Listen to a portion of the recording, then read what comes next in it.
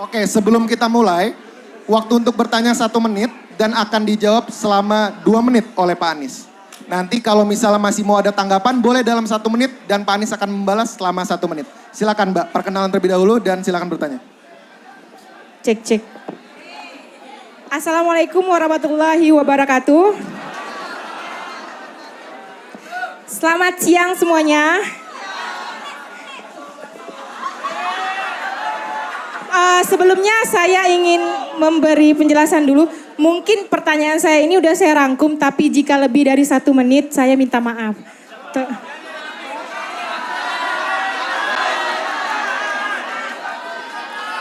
Perkenalkan, nama saya Wina Waliandini. Saya biasa dipanggil Wina.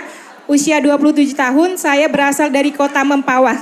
Yang jika ditempuh dari kota Pontianak kurang lebih 2 jam Pak dari sini. Tak apa ya. Jadi Pak, penjelasannya gini Pak. Beberapa waktu lalu sampai saat ini, tepatnya sejak saya bisa menyuarakan hak suara saya ke TPS, saya selalu bertanya kepada orang di sekitar saya. Terutamanya keluarga, Mbak, waktu ya, teman. jangan lupa. Waktunya udah mau habis. Pak, boleh ya Pak? Ya, langsung pertanyaannya aja. Jadi pada intinya saya selalu tanya siapa pilihan pemimpin yang mereka pilih.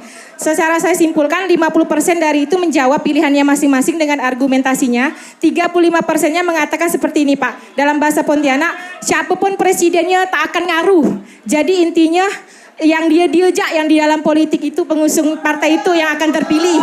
Katanya seperti itu Pak. Terus 15%-nya itu golput. Dengan argumentasi yang saya ingat seperti ini. Jika saya memilih dia berarti saya bersaksi dan menjadi orang yang berdosa jika pemimpin tersebut tidak membuktikan janjinya. Jadi apa tanggapan Bapak dari pendapat tersebut dan bagaimana cara atau solusi langkah Bapak untuk meyakinkan kembali kepada rakyat Indonesia ini untuk mempercayai pemerintahan sekarang ini Pak. Terima kasih. Mohon maaf ya terlalu panjang. Ya gini, Wina ya, makasih Wina. Kita setiap 5 tahun sekali itu berhenti sejenak menentukan siapa yang memimpin 5 tahun ke depan. Ya, dan ketika 5 tahun ke depan kita akan menentukan siapa yang akan kita berikan amanat. Nah, ketika kita berbicara tentang siapa yang mau diberikan amanat, baik bagi kita nih sebelum memilih untuk melihat apakah di antara orang-orang yang dicalonkan kita bisa mengetahui rekam jejaknya. Bila dulu dia bisa memberikan apa yang dia rencanakan, maka insya Allah besok akan bisa. Bila dulu dia berjanji dan tidak menuntaskan, maka besok juga akan berjanji dan tidak menuntaskan. Nah, tapi jangan sampai karena yang pernah dulu bekerja tidak menuntaskan janjinya, lalu kita menghukum orang lain akibat pengalaman kita. Kan nggak fair dong, betul ya? Nah, jadi usul saya, ini adalah kesempatan. Dan bila kita memilih untuk tidak ikut-ikut, maka yang akan menentukan hasilnya yang ikut-ikut.